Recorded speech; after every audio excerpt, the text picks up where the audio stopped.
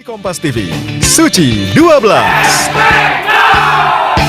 Kita koordinasi dengan saintis dari BMKG, awan mana yang bisa untuk disemai. Saya masih berada di atas pesawat KASA untuk mengikuti secara langsung secara eksklusif operasi modifikasi cuaca. Melakukan operasi modifikasi cuaca, apakah hal itu efektif? Awan itu bisa mereplikasi dirinya sendiri. Ada gangguan siklon tropis di situ, itu juga tetap berpotensi ekstrim. Dipo Investigasi, Senin 2 Februari, pukul 8:30 malam di Kompas TV. Ketahui berita dan informasi seputar kekhasan, gagasan, tantangan, serta inovasi di 38 provinsi dan 514 kabupaten kota di seluruh tanah air yang terajut menjadi inspirasi bagi bangsa. Berbagai informasi aktual dan menarik dari berbagai daerah di tanah air dalam Jurnal Nusantara. Ikuti Jurnal Nusantara setiap hari pukul 6:30 pagi, live di Kompas TV. Eredivisie, FC Volendam wajib menang, jauh dari zona degradasi. Mengandalkan Joel Idaho di lini serang dan dukungan supporter, mereka tidak ingin menyiapkan kesempatan untuk meraih 3 poin saat berjumpa dengan Go Ahead Eagles yang datang dengan rasa optimis. Mengandalkan Dean James, mereka bersiap membungkam tim tuan rumah. Eredivisie, FC Volendam versus Go Ahead Eagles, Senin 2 Februari pukul 1.45 dini hari, live di Kompas TV. Zamannya sekarang perilaku korup ada di BUMN kita. Jangan lompat ke kesimpulan tanpa menjelaskan detailnya. Saya anak buahnya Prabowo. Gaji tidak naik ya. Hanya 5.000 orang. Bahwa hal tersebut tidak boleh. Bola liar setiap Jumat pukul 8:30 malam, live di Kompas TV.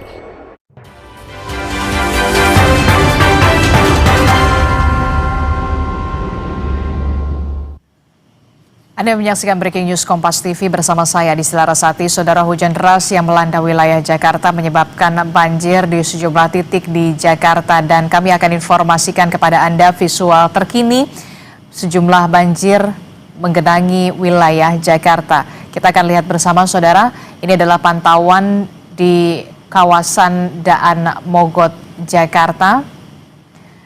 Seperti yang kita tahu saudara, ini ada visual mobil berwarna putih tengah terparkir di Jalan Daan Mogot karena terjebak banjir, saudara.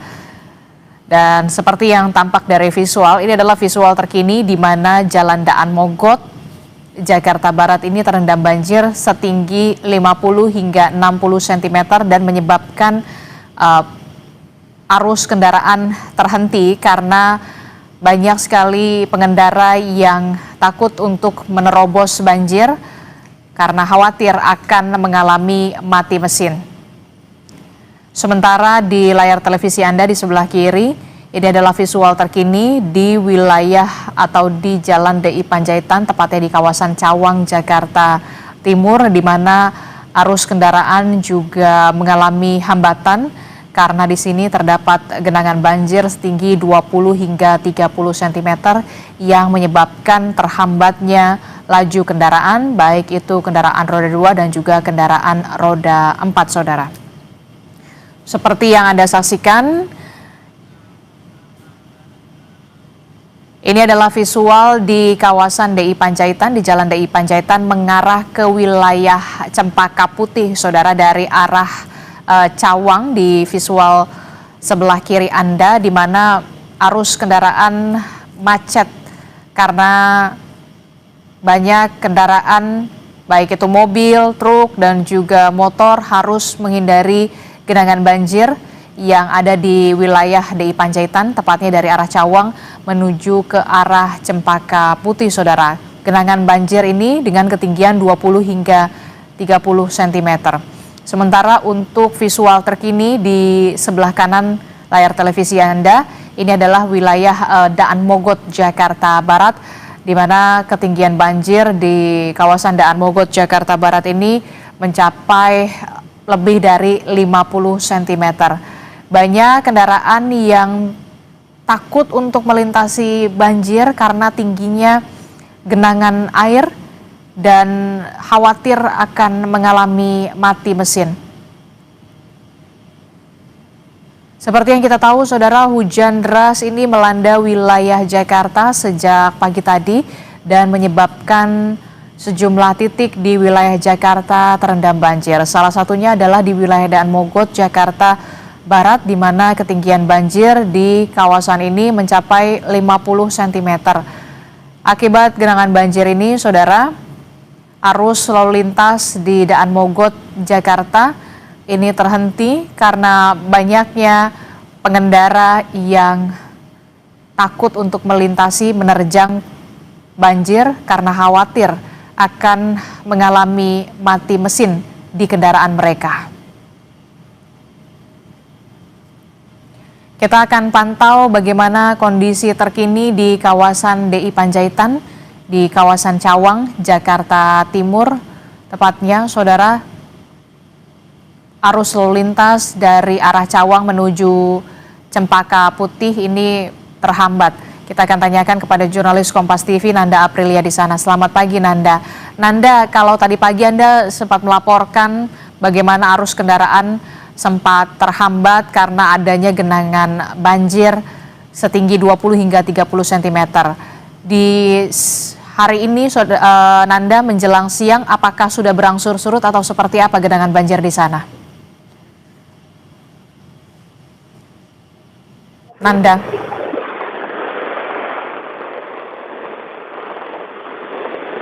Nanda. Baik, seperti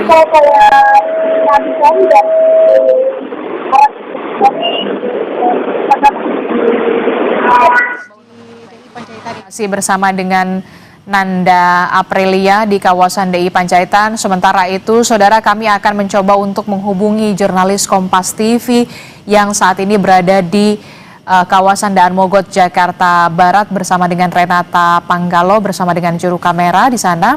Renata, bisa Anda informasikan kondisi terkini banjir di sana seperti apa, Renata?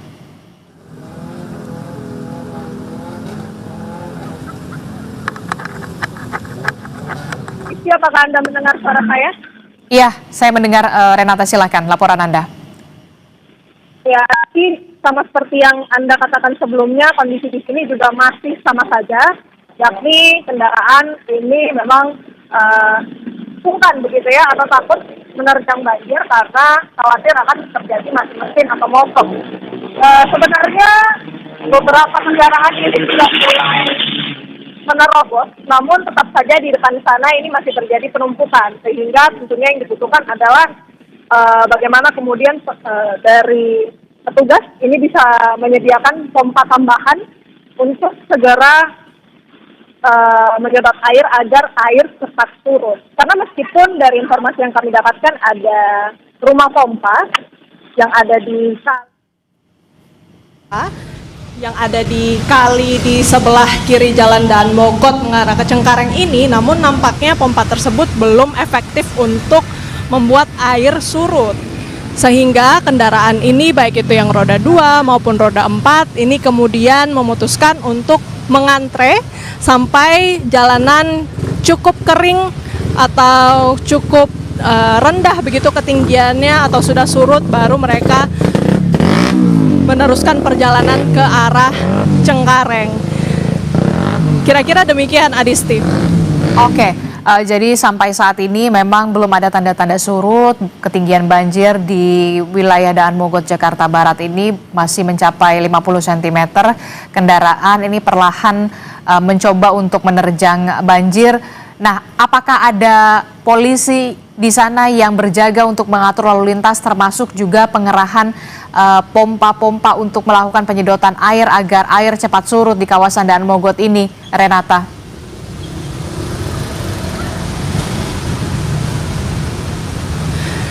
Dari penglihatan kami di titik kami melaporkan di Jalan Daan Mogot yang mengarah ke kantor Samsat Jakarta Barat ini, sepertinya belum ada petugas yang benar-benar terlihat di titik kami, atau maksud kami anggota kepolisian yang terlihat di titik kami. warga memang ada beberapa yang sempat berbincang dengan kami begitu ya untuk mengeluhkan bagaimana kemudian minimnya arahan dari anggota kepolisian untuk memberikan pengaturan jalan, karena akhirnya beberapa kendaraan ini memutuskan untuk memutar balik atau misalnya melawan arah begitu, yang tentunya ini juga akan memperparah kondisi lalu lintas. Sehingga yang dibutuhkan saat ini tentunya arahan dari anggota kepolisian, kemudian juga pompa-pompa tambahan, karena meskipun Adisti sudah ada rumah pompa di sekitar halte Taman Kota Transjakarta, namun nampaknya di sana itu belum cukup efektif untuk kemudian membuat ketinggian air ini segera surut. Jadi selain tadi pengamanan ataupun arahan dari anggota kepolisian, juga dibutuhkan pompa air tambahan atau portable untuk segera membuat air ini menjadi surut, Adisti. Oke, jadi sampai saat ini belum terlihat ada polisi yang kemudian berjaga untuk mengatur lalu lintas di sana. Termasuk kita harapkan juga memang akan ada upaya penyedotan air dengan menggunakan pompa agar banjir ini bisa berangsur surut sehingga arus lalu lintas bisa normal kembali. Terima kasih Renata Panggalo melaporkan langsung dari Daan Mogot, Jakarta. Kita akan bergeser ke wilayah Jakarta Timur, tepatnya di Jalan DI Panjaitan bersama dengan Nanda Aprilia dan juga juru kamera Yanuar Ruslim. Selamat pagi Nanda. Nanda, kalau tadi pagi Anda melaporkan bahwa ada genangan banjir setinggi 20 hingga 30 cm yang menyebabkan arus lalu lintas ini menjadi tersendat. Bagaimana di jam ini menjelang siang? Apakah genangan banjir ini sudah berangsur surut, Nanda? Ya, Adisti, kalau saya perhatikan, kurang lebih 2 jam terakhir saya perbarui informasi yang sekarang terbaru, sudah bisa saya katakan memang ini sudah 100% surut ya, Adisti. Kalau untuk antrian kendaraan yang Anda saksikan saat ini adalah antrian kendaraan yang memang menunggu lampu merah. Artinya kalau ditanya mengenai banjir di Jalan DI Panjaitan ini dari arah Cililitan menuju ke Cempaka Putih, ini sudah surut 100%. Kalau ditanya kenapa dan apa upaya yang sudah dilakukan, tadi saya sempat mewawancarai beberapa pihak, salah satunya dari Wakasat Lantas Polres Jakarta Timur, Kompol Sunario, yang menjelaskan memang kalau di DI Panjaitan ini, tepatnya di depan halte Simpang Cawang, ini menjadi titik krusial di sini. Karena kenapa? Karena di sini menjadi titik langganan memang dalam tanda kutip. Jika memang hujan turun, ini biasanya ada genangan air di sini, ditambah dengan adanya penyempitan lajur. Karena kenapa? Ada penggalian proyek pipa, kalau tadi saya perhatikan dengan menghampiri ke sana, yang membuat yang tadinya ada sebanyak 3 sampai dengan 4 lajur dari arah Cililitan menuju ke Cempaka Putih, ini hanya bisa diakses 1 lajur saja. Ini menyebabkan tadi kepadatan kendaraan, antriannya cukup mengular jauh, 900 meter kalau saya perhatikan, Adisti, sampai dengan ke depan Universitas Kristen Indonesia dari depan halte Simpang Cawang.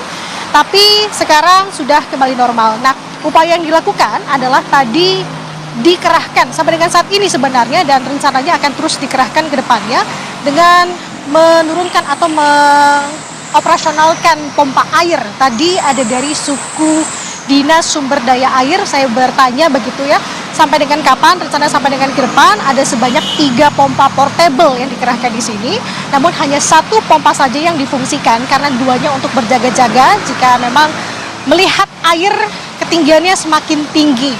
Nah, sekarang sudah benar-benar surut, Adisti dan juga saudara. Kalau kita melihat cuaca juga bagus, di sini sudah tidak berawan, artinya harapannya tentu kondisi ini bisa berlangsung lama dan juga aktivitas warga bisa kembali normal. Kalau saya melihat ke belakang begitu ya, ke belakang itu dalam arti dari arah Cililitan, apalagi juga ada underpass yang berasal dari arah Cililitan, tepatnya di depan UKI menuju ke yang menghubungkan ke Jalan DI Panjaitan ini juga sudah lancar. Artinya memang dengan adanya pompa ini cukup membantu karena kenapa, kalau saya hitung begitu ya, untuk air surut bisa saya katakan cukup cepat, 30 sampai dengan 1 jam tadi air sudah bisa surut, yang tadinya di sini antrian cukup panjang kendaraan, ditambah dengan adanya proyek galian, ini bisa sesegera mungkin diurai. Sementara demikian kalau bisa saya sampaikan dari DI Panjaitan Jakarta Timur, Adisti.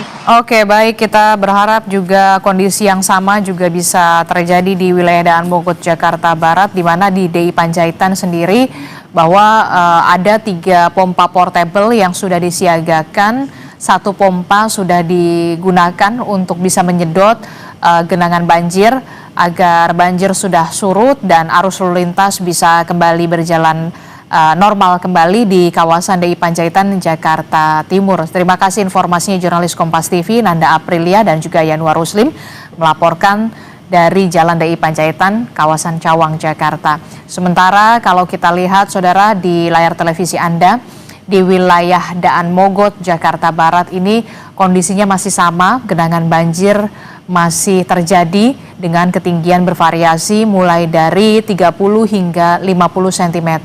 Bahkan kalau tadi kita lihat ada beberapa pekerja yang terpaksa berjalan kaki menerobos banjir, menyusuri genangan banjir untuk bisa sampai ke tempat kerja mereka.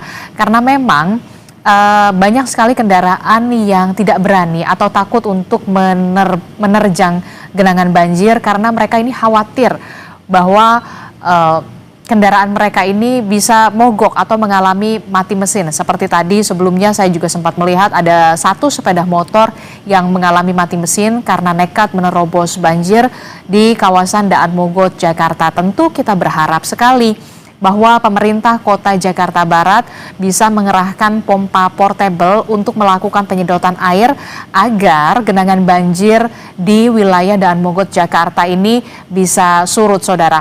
Sementara kalau di bagian bawah layar televisi Anda, ini adalah CCTV dari Jasa Marga, di mana ini merupakan visual tol Jakarta Tangerang, di mana kalau kita lihat arus lalu lintas cukup padat terjadi dari wilayah Tangerang menuju ke wilayah Jakarta, saudara.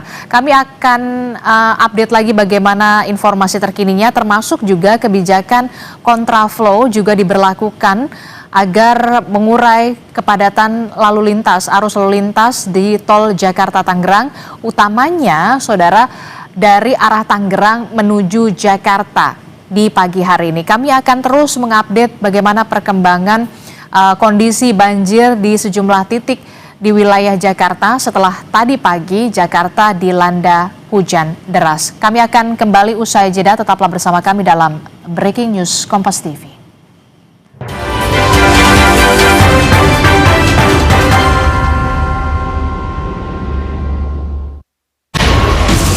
Masa depan penuh tantangan. Bersiaplah. Marjan.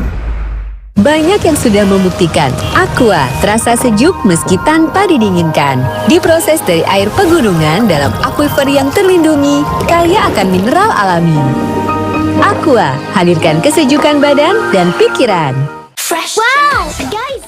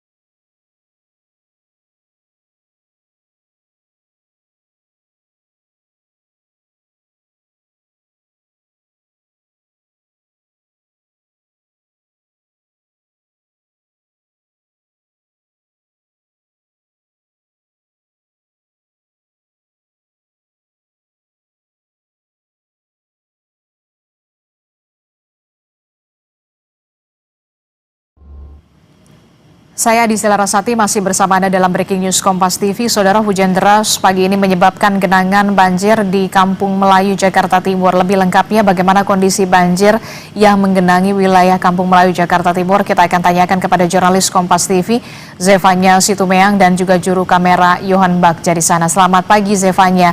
Zefanya, bagaimana upaya penanganan dari Pemprov DKI Jakarta, utamanya di wilayah yang langganan banjir di kawasan Kampung Melayu, Jakarta Timur saat ini? Apa saja yang sudah dilakukan?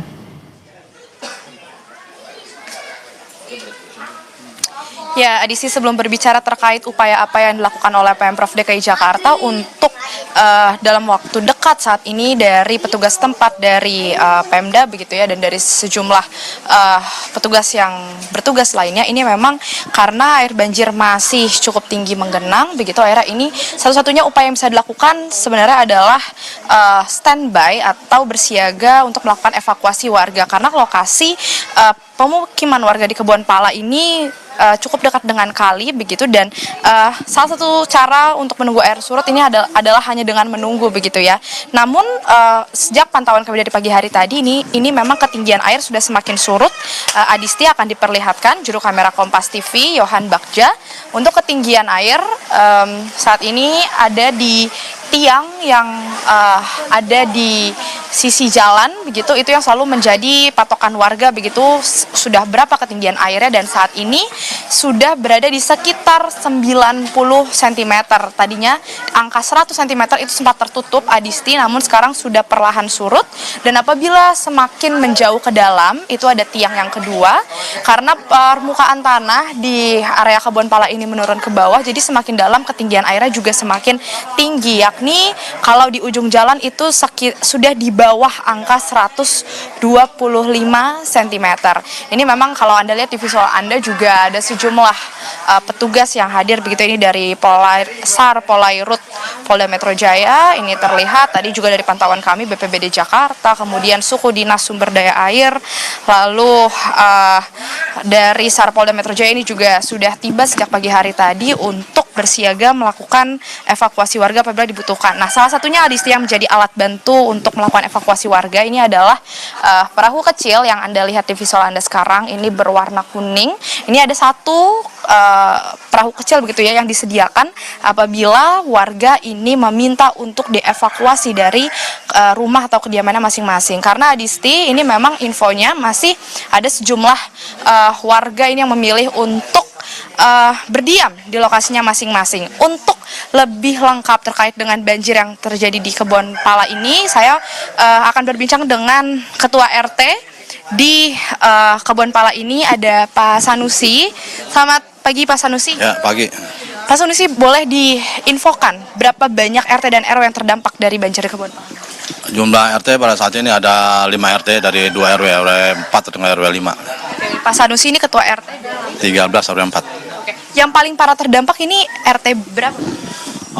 13 RW 4, 11 RW 5, dan 10 RW 5. Oke.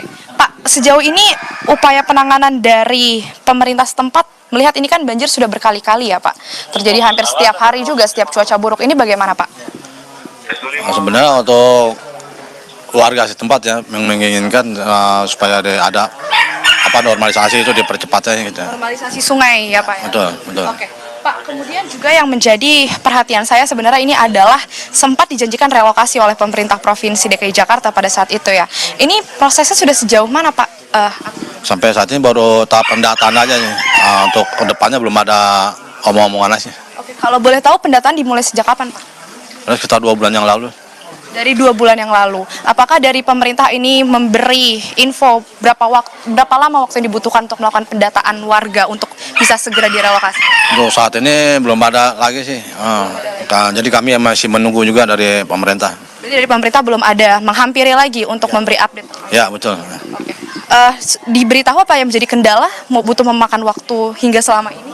Ya, nggak terlalu ini juga sih. Kalau dari warga sendiri, kemarin waktu itu saya sempat mendapat info, ini kan ada beberapa penolakan dari warga. Apakah semua warga pada akhirnya memang sudah setuju untuk mau direlokasi oleh pemerintah? Atau? Sejauh ini sih mereka setuju semua untuk direlokasi atau di normalisasi sungai itu. Oke.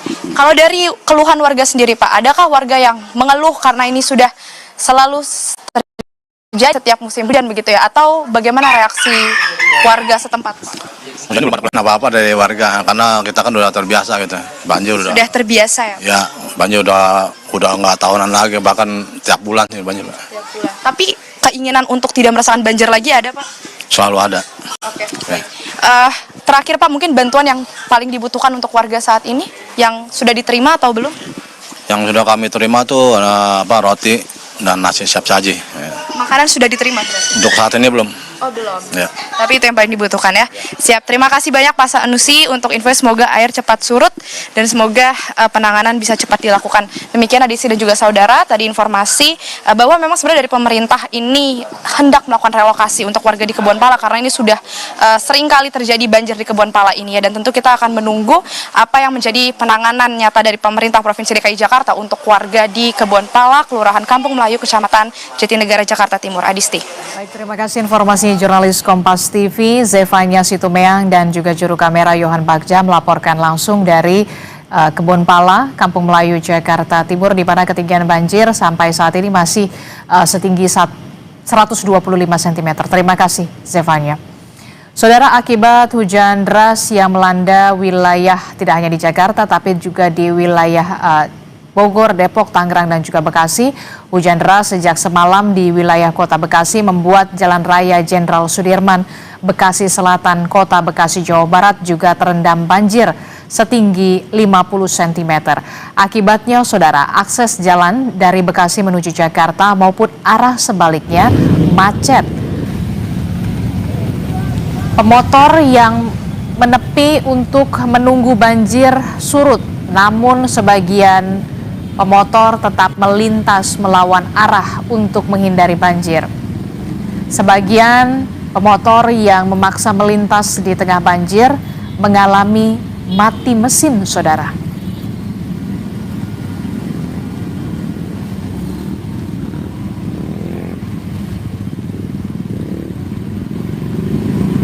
Dari Bekasi ke Jakarta? Iya, Bekasi, Cikarang. Mau berangkat ke Cikarang? Cakung. Ke Cakung. Dari Cikarang ke Cakung. Tadi sempat kejebak, ini panjang kejebak macetnya dari mana Bang? Di Cibitung, biasa depan RSUD tuh. Biasa di situ. Terus saya putar balik lewat Kalimalang. Kalau Kalimalang lancar, nggak ada banjir. Terus lewat sini? Iya. Kalau dari sini tadi macetnya tuh sampai mana? Flyover? Macetnya tadi sampai itu, flyover Sumarekon. Itu sampai flyover? Ya. Jangan kemana-mana, tetap di layar televisi Anda di Kompas TV Independen Terpercaya. Breaking News Kompas TV masih akan kembali usai jeda.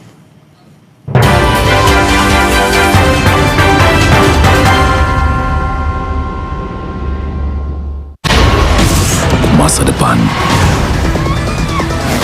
penuh tantangan. Bersiaplah. Marjan.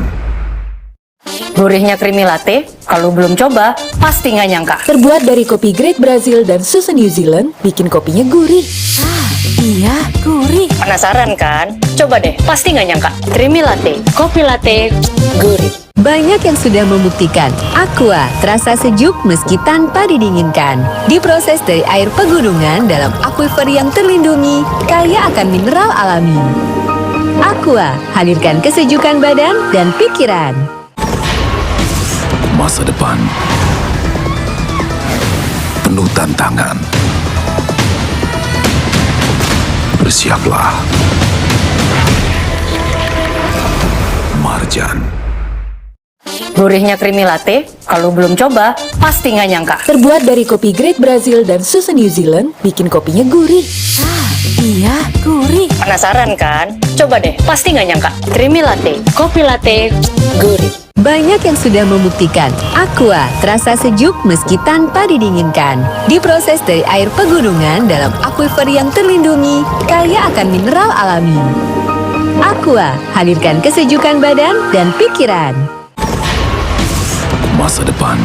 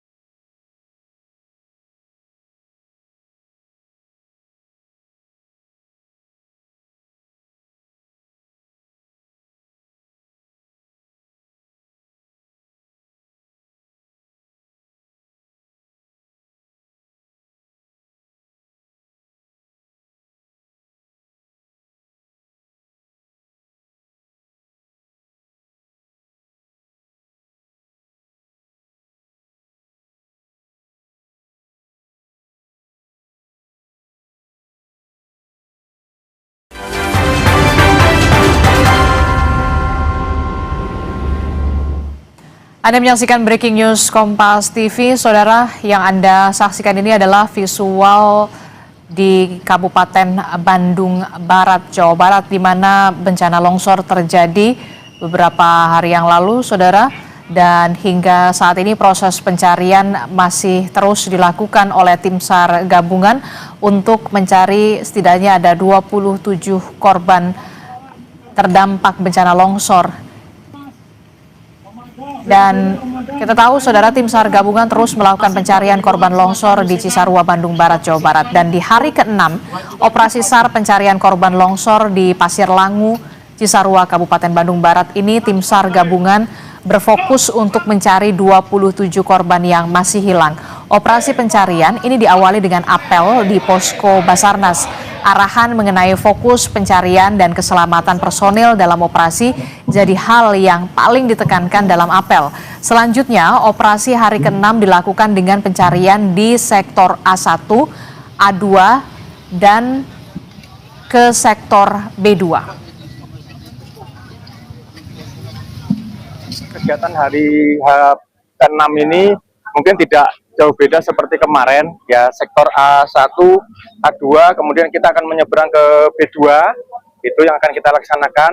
Dan ini sudah dibagi masing-masing gantim, yang ada di belakang saya juga, dari teman-teman TNI, Polri, semua sudah bergabung, termasuk pada relawan atau kita sebutnya potensi, sudah kita ini kan kita akan melanjutkan kegiatan seperti yang kemarin, ya.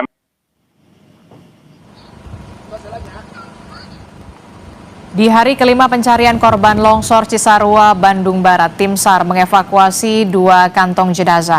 Operasi pencarian pada hari Rabu sempat terhenti karena cuaca buruk. Namun operasi pencarian masih terus dilanjutkan meski tim SAR tetap mewaspadai adanya potensi longsor susulan di TKP. Kepala Kantor SAR Bandung bilang 27 korban masih dalam pencarian.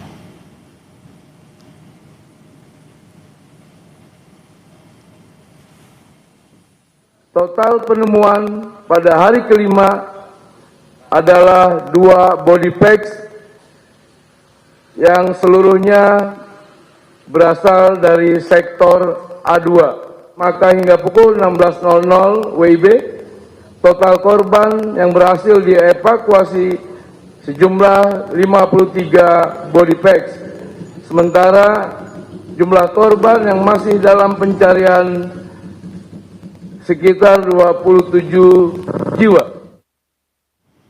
Dan hari ini, saudara, merupakan hari ke-6 evakuasi korban longsor di Cisarua, Bandung Barat, Jawa Barat. Kita akan tanyakan bagaimana proses pencarian di hari ini bersama dengan jurnalis Kompas TV, Fida Alatas, dan juga juru kamera Abdul Rohim langsung dari sana. Selamat pagi, Fida. Fida, Anda memakai jas hujan. Apakah di sana hujan sedang turun dan bagaimana proses pencarian serta evakuasi terhadap korban difokuskan di sektor mana saja untuk hari ini? Ya, betul, Adisti. Pagi hari tadi atau sejak pagi hari tadi hujan mengguyur di kawasan Cisarua, utamanya di kawasan atau desa Pasir Langu, tempat atau TKP dari pencarian korban longsor Pasir Langu.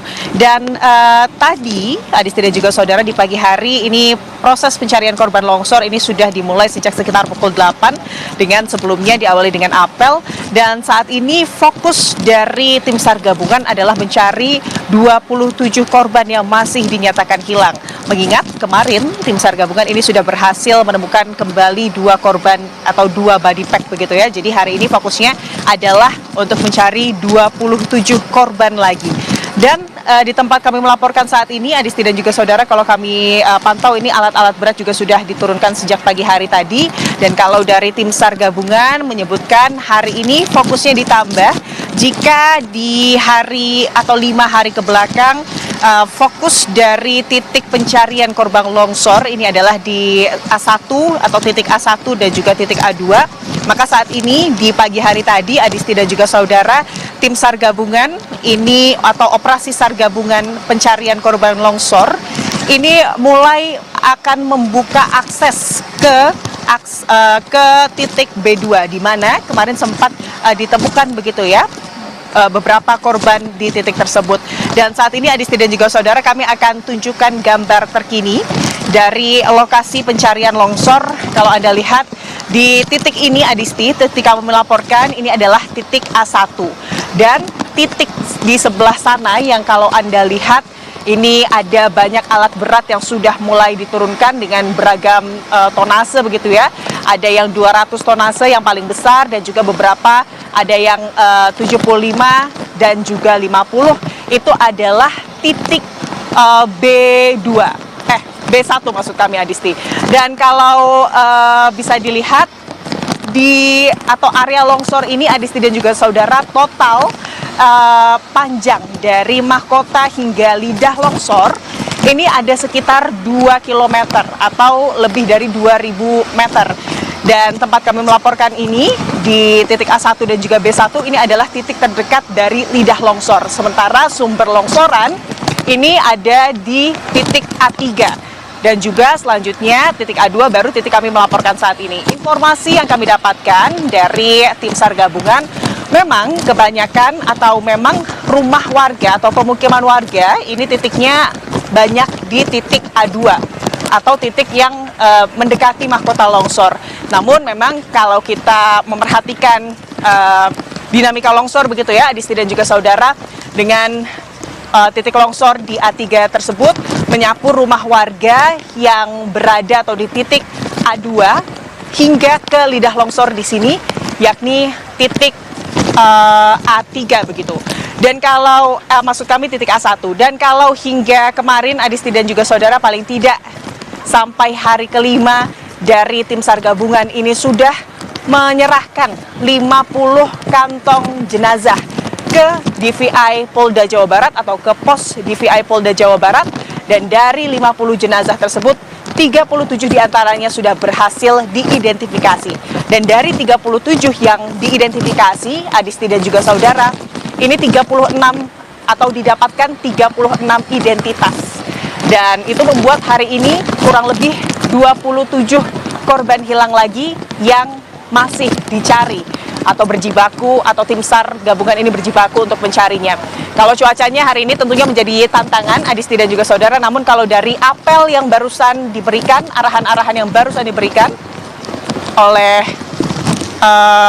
tim SAR gabungan begitu ya Adisti dan juga saudara, ini yang jadi fokus juga adalah terkait keselamatan dari operasi SAR ini bagi para petugas SAR gabungan. Karena kalau kita melihat kemarin Adisti dan juga saudara, hujan deras dengan intensitas yang sedang hingga lebat begitu ya, yang mengguyur TKP, ini membuat proses pencarian hanya bisa dilakukan sekitar kurang lebih 3 jam dan hanya bisa menemukan 2 korban hilang begitu Adisti. Dan kalau hari ini tentunya mengenai keselamatan ini juga menjadi fokus dari operasi SAR hari ini.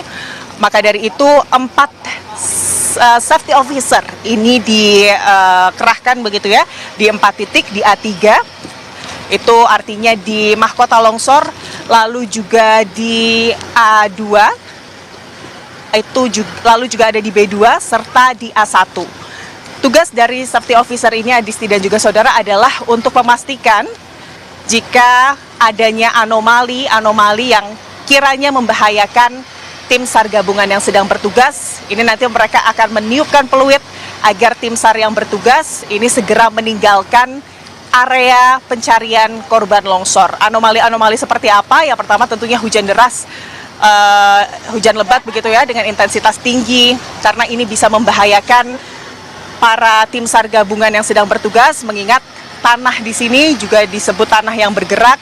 Artinya kalau semisal hujan deras ini mengguyur, tanah ini bisa berubah menjadi lumpur dan itu tentunya membahayakan.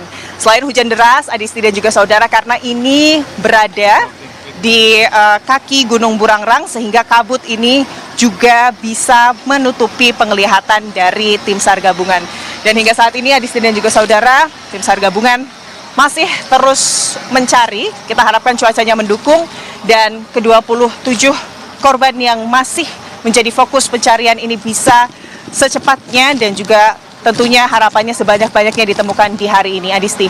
Ya, kita berharap tentu saja proses pencarian terhadap para korban yang saat ini masih dicari. Setidaknya ada 27 korban yang masih dicari, bisa segera ditemukan hari ini. Kondisi cuaca juga mendukung. Terima kasih informasinya jurnalis Kompas TV, Vida Alatas, dan juga juru kamera Abdul Rohim melaporkan langsung dari Cisarua di Kabupaten Bandung Barat, Jawa Barat.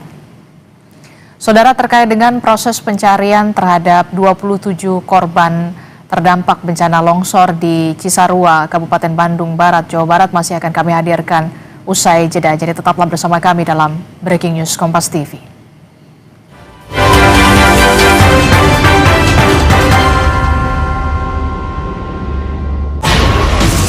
Masa depan penuh tantangan. Bersiaplah. Marjan. Pisang. Udah gak sabar makan Oreo ya? Gini caranya makan Oreo. Diputar, dijilat, dicelupin.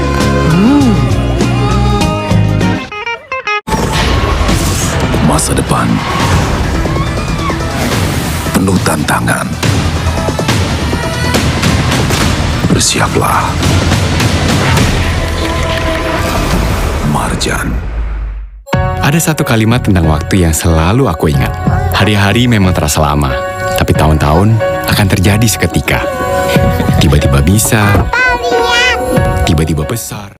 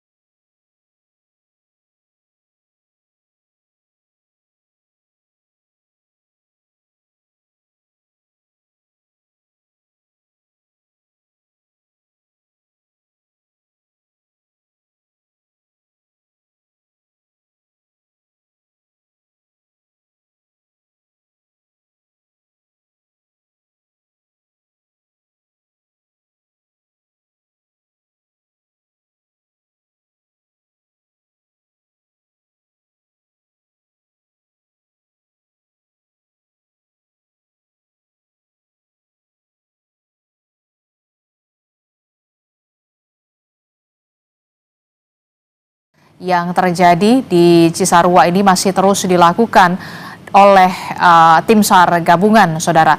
Tim SAR gabungan saat ini masih berjibaku untuk melakukan pencarian terhadap korban longsor. Setidaknya ada 27 korban yang sampai saat ini masih dicari.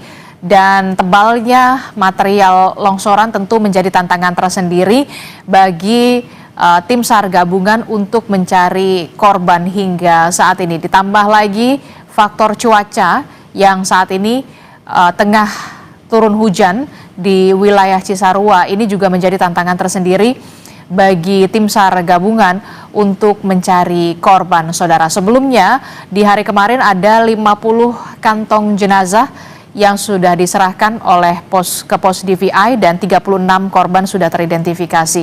Kita akan tanyakan bagaimana sebenarnya apa yang menjadi penyebab longsor di Cisarua, Kabupaten Bandung Barat, Jawa Barat. Kita akan tanyakan kepada Direktur Eksekutif Wahana Lingkungan Hidup Jawa Barat. Telah bergabung bersama kami melalui sambungan daring, Wahyudin Iwang. Selamat pagi, Kang Wahyu. Selamat pagi, Mbak. Iya, Kang Wahyu, ini kan Walhi sempat mengatakan longsor di Bandung Barat karena ada kegiatan yang tidak sesuai. Nah, bisa diceritakan sebenarnya kegiatan yang tidak sesuai ini maksudnya apa? Ya, pertama saya ingin menyampaikan Mbak bahwa faktor ya dan pemicu. Nah, saya ingin menyampaikan dulu faktornya dulu. Faktornya ini adalah satu adalah bentuk pengabaian yang selama ini telah dilakukan oleh pemerintah kabupaten dan provinsi. Karena saya tidak meyakini pemerintah kabupaten maupun provinsi itu tidak mengetahui aktivitas masyarakat yang berada di desa Pasilungu, Cisarua ya, gitu. Artinya fungsi dan kontrolnya ini tidak dijalankan. Itu adalah akumulasi peristiwa longsor yang terjadi itu adalah akumulasi di mana abainya pemerintah selama ini. Satu itu adalah faktor. Faktor yang kedua bahwa peristiwa longsor itu sudah telah terjadi dari mulai atas ya, di atas, yang dimana di atasnya itu masih dalam kondisi baik ya hutannya. Tapi perlu diketahui bahwa kawasan tersebut itu di bawah pengelolaan perhutani, yang dimana perlu dicek apakah ada kegiatan perhutanan sosial di situ ataukah HDPK di situ atau tidak, yang bisa saja mengalih fungsikan yang tadinya tanaman keras gitu ya, yang tadinya tanaman keras ke tanaman MPTS. Yang ketiganya ada faktor di mana pohon itu jenuh ya, pohon itu jenuh dan tanah pun juga jenuh, di mana ketika cuaca ekstrim dan intensitas ekstrim dia akan mengalami kelunturan gitu ya, tanah dan pohon yang jenuh itu yang bisa memicu longsor itu terjadi. Nah, turut serta yang ketiganya adalah turut serta terjadi alih fungsi oleh komoditas pertanian. Nah, komoditas pertanian ini juga perlu dicek ya, karena memicu gitu ya, di atasnya ada titik kejenuhan pohon dan juga kejenuhan tanah dengan intensitas cuaca yang ekstrim. Nah, di bawahnya gitu ya ada terjadi alih fungsi, sehingga ketika longsor dia menggerus gitu ya kawasan yang akhirnya berdampak terhadap masyarakat itu sendiri gitu. Oke, Anda menyebutkan ada alih fungsi di sana. Itu artinya seharusnya kondisi di atas itu ditanami pepohonan atau tumbuhan yang dalam tanda kutip keras begitu ya, seperti tanaman kopi, tapi kemudian justru ditanami tumbuhan-tumbuhan atau kemudian tanaman-tanaman pertanian yang kemudian ini menjadi penyebab juga terjadinya longsor. Begitu menurut Anda? Ya, itu faktor pemicu yang begitu besar ya, menyebabkan 30 hektar gitu ya longsoran ini terjadi. Jadi alih fungsi itu juga salah satu menjadi penyebab gitu ya, faktor gitu. Selain apa yang tadi ya saya sampaikan, poin pertamanya itu ada bentuk pengabaian selama 20 tahun Walhi menyampaikan suara. Yang kedua, faktor keduanya itu adalah alih fungsi. Nah, yang ketiga, faktor ketiganya kalau melihat dari atas gitu ya, karena ini longsornya mulai dari atas gitu, itu memang kawasannya baik gitu ya, tapi ada tadi titik kejenuhan pohon dan titik kejenuhan tanah gitu ya. Nah, titik kejenuhan ini mempercepat kondisi kelabilan tanah yang akhirnya menyebabkan longsor. Nah, ketemu di bawahnya atau di tengah lah ya gitu ya. Di tengahnya, yang dimana di tengah itu telah terjadi alih fungsi. Nah, di tengah itu alih fungsinya itu oleh apa? Seharusnya di bawah pengelolaan perhutani itu tidak ada tanaman sayuran. Seharusnya gitu ya.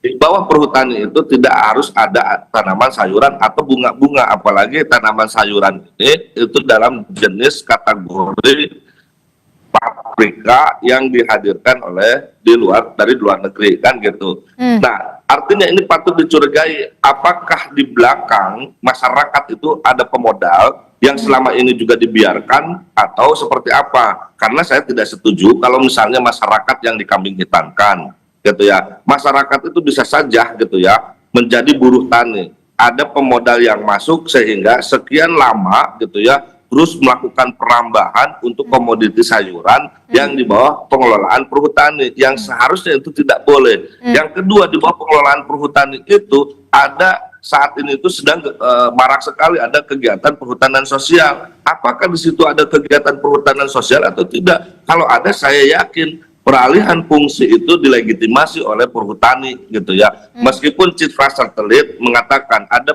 perubahan dari mulai 2000 sekian dan saat ini, tapi tetap kalau misalnya ada kegiatan yang mengalihfungsikan itu adalah pelanggaran gitu, Mbak. Oke. Termasuk juga soal ini, dari data Walhi, kawasan yang terimbas atau terdampak dari bencana longsor ini memang semestinya tidak ada permukiman di sana, hanya ada seharusnya lahan pertanian dan pertaniannya kemudian tanaman-tanaman keras begitu. Ya, kalau ditanya apakah layak permukiman ada di situ atau tidak, seharusnya Badan Geologi, Mbak, yang menetapkan itu. Karena apa? Karena expertnya mereka di sana ya, atau PPMBG lah gitu ya.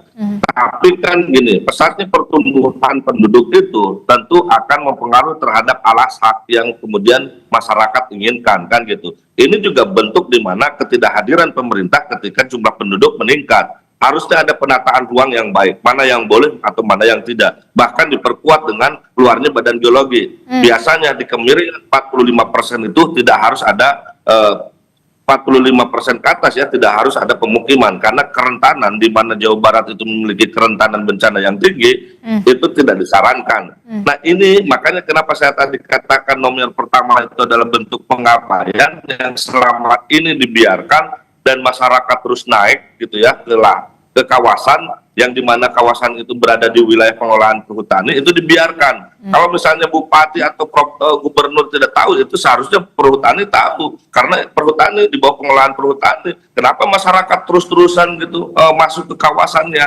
gitu? Kalau misalnya masuk ke kawasannya kan bisa ditegur. Jangan-jangan mungkin bisa patut diduga perhutani menyewa-nyewakan gitu ya kepada masyarakat, kepada pemodal sehingga tutup mata. Yang akhirnya terjadi alih fungsi itu sendiri gitu, Mbak. Oke. Dari penjelasan yang Anda katakan tadi, terakhir apa yang masukan yang bisa diberikan oleh Walhi kepada Pemprov Jawa Barat termasuk juga Pemkab Bandung Barat, singkat saja terkait dengan bencana longsor yang menimpa wilayah Cisarua dan banyak sekali menewaskan warga di sana? Mbak, saya tidak berharap bahwa statement saya ini dalam kategori siapa yang salah dan yang benar. Tapi yang terpenting, kalau memang kita cinta terhadap alam dan nyawa manusia, sudah seharusnya tidak harus gimmick-gimmickan. Artinya rekomendasi yang kami keluarkan itu adalah salah satunya audit lingkungan, karena itu harga mati untuk memastikan daya dukung, daya tampung itu masih layak atau tidak di wilayah kawasan Bandung Utara yang meliputi KBB, Kota Cimahi, Kota Bandung dan Kabupaten Bandung. Yang kedua, jalankan penegakan hukum. Dan yang ketiga itu adalah upaya pemulihan dan perbaikan itu harga mati yang harus dilakukan oleh semua pihak, yang harus diliding oleh pemerintah. Dan yang terakhir, yang paling penting, karena izin dapat keluar itu adalah rujukannya RT/RW, maka revisilah segera RT/RW dan kembalikan fungsi kawasan termasuk yang Cisarua itu tidak layak untuk pemukiman, bahkan untuk tidak layak untuk pertanian, bahkan untuk pemukiman, sehingga tingkatkan status fungsinya untuk kawasan lindung sebagai daya serap air, sebagai tangkapan air, dan sebagai penyelamat untuk masyarakat di bawahnya. Oke, baik, terima kasih Direktur Eksekutif Wahana Lingkungan Hidup Jawa Barat, Kang Wahyudin Iwang telah bergabung bersama kami dalam Breaking News Kompas TV. Sehat selalu, Kang Wahyudin. Selamat pagi. Assalamualaikum. Terima kasih, Mbak. Sama-sama. Saudara, informasi terkait dengan perkembangan pencarian korban longsor di Cisarua, Kabupaten Bandung Barat, Jawa Barat masih akan kami hadirkan dalam program selanjutnya di Kompas Siang. Terima kasih sudah menyaksikan Breaking News Kompas TV. Saya Adi Larasati. Sampai jumpa.